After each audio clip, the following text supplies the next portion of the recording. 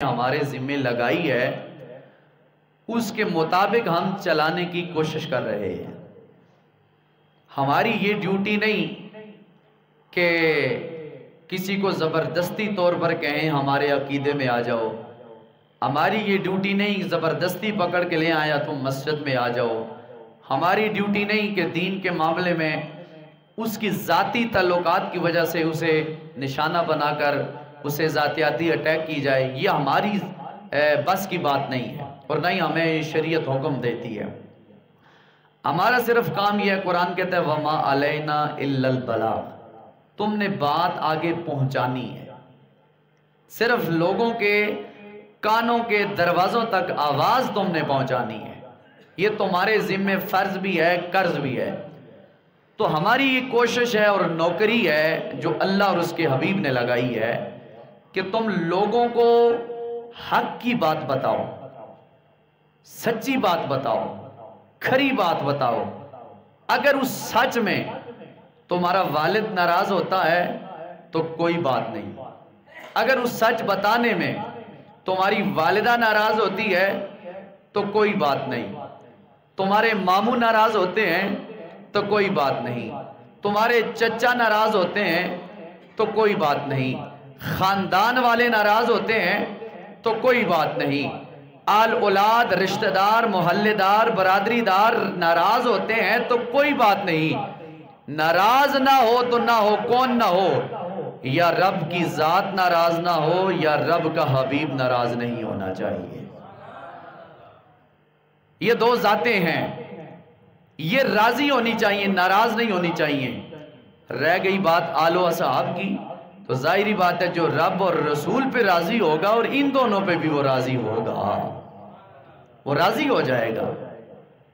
تو حضرات ذی وقار، راضی ہونا برادری کی تعلق داری کی وجہ سے، باپ کی وجہ سے، بیٹے کی وجہ سے، اولاد کی وجہ سے بعض لوگ چپ کر جاتے ہیں، جی ہماری اولاد ہے، ہماری رشتہ داری ہے، ہماری برادری ہے، لیکن تین روایتیں رشتہ داری، برادری، آل اولاد، ماں باپ اور ماموں کے نام پر تین چار روایتیں میں آپ کے سامنے رکھتا ہوں، اور پھر آپ کو پتہ چل جائے گا کہ اسلام کس چیز کی محبت کا اظہار کرنے کی توفیق دیتا ہے اور کس چیز کے کرنے کا حکم دیتا ہے اور کس چیز کے نہ کرنے سے منع فرماتا ہے۔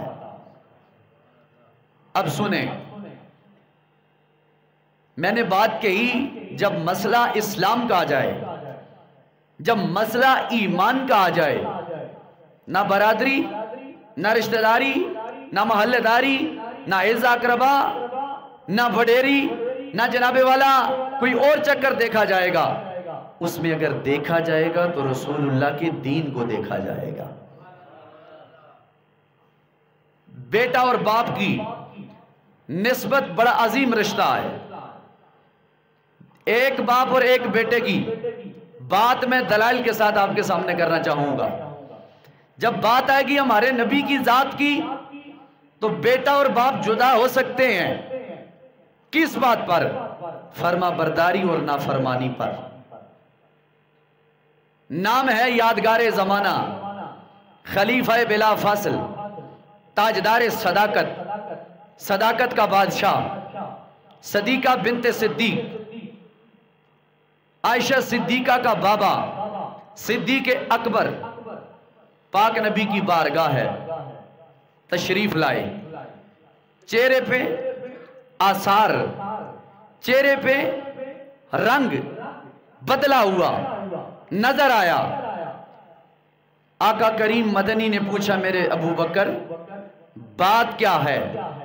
یہ آج جو آنے والا چہرہ لے کے آیا ہے اس پہ کچھ مجھے آثار تبدیل چینج نظر آتے ہیں، خیر تو ہے؟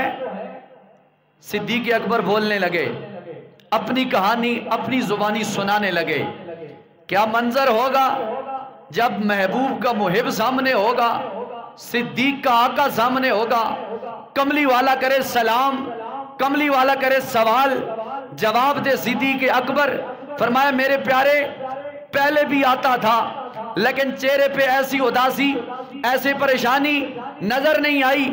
آج چہرہ تو لے کر آئے ہو لیکن اداسی کس بات کی؟ یہ تو وہ بارگاہ ہے کہ جس بارگاہ میں بھوکا پیاسا بھی آتا ہے تو میرے چہرے کی ایک جھلک دیکھتا ہے اللہ اس کو بھی سیراب اور فرما دیتا ہے. یہ پریشانی کیسی؟ ابو بکر بولنے پڑے آقا بس ایک بات سے ناراض ہو گیا ہوں, غصہ آ گیا ہے. کیا؟ فرمایا جو میرا باپ ہے نا ابو قحافہ, اس نے آپ کے بارے میں کوئی غلط جملہ بولا ہے, غلط جملہ بولا ہے, میں نے تھپڑ مارا ہے. کس کو؟ اپنے ابو جان کو. کون کہہ رہا ہے؟ ابو بکر صدیق. کس کو کہہ رہے ہیں؟ نبی مکرم کو. کون نبی مکرم؟ جو اللہ کی ذات کے بعد نبیوں کا امام بھی ہے, رسولوں کا سلطان بھی ہے. جا کر سنیں. اور میں ایک بات آپ کو سمجھاؤں گا. کہہ رہے ہیں آقا میرے باپ نے آپ کے بارے میں زبان کھولی ہے, بے ادبی کے جملے بولے ہیں. لو کانا ہندی سیفن لقتلتہو. آقا بس تھپڑ ہی مارا ہے. اگر میرے پاس لو کانا اگر ہوتی ہندی میرے پاس سیفن تلوار لقتلتہو میں اپنے ابا کو تھپڑ نہ مارتا, اس کا سر تن سے جدا کر کے رکھ دیتا. ہے ابا بولنے کی جسارت صدیق اکبر پاک نبی کی بارگاہ میں. کہا آقا بس میں نے برادری نہیں دیکھنی تھی کہ یہ میرا باپ تھا, میں نے تو یہ دیکھنا تھا یہ آپ کے بارے میں اس نے غلط جملہ بولا ہے. بس نصیب اس کا اچھا تھا کہ میرے پاس تلوار نہیں تھی. سرکار مسکرائے فرمائے رہنے دو, چھوڑ دو. کیوں؟ سرکار کی نگاہ دیکھ رہی تھی چند دنوں کے بعد یہ ابو قحافہ میرا غلام بن کے کلمہ پڑھ کے مسلمان ہو جائے گا. چند ہی دنوں کے بعد میرے تیرے پاک نبی کی پاک بارگاہ کے اندر ابو بکر صدیق کا والد ابو قحافہ حاضر خدمت ہو گئے. عرض کرنے لگے سونیا بڑی جناب والا آپ کی بارگاہ میں بدخائی کی, آپ کی بارگاہ میں چغل خوری اور غیبت کی باتیں کی ہیں, لیکن آج پاک پروردگار نے جو مقلب القلوب ہے, دلوں کا پھیرنے والا ہے, اس نے میرے دل کو پھیرا ہے. آج میں آپ کی بارگاہ کے اندر آیا ہوں لیکن نیت صاف لے کے آیا ہوں. کملی والے مجھے آپ اپنا کلمہ پڑھائیں, غلاموں میں میرا نام لکھوا دیں. کلمہ پڑھایا, مسلمان بنایا. تو صدیق کی صداقت نے یہ ہمیں کیا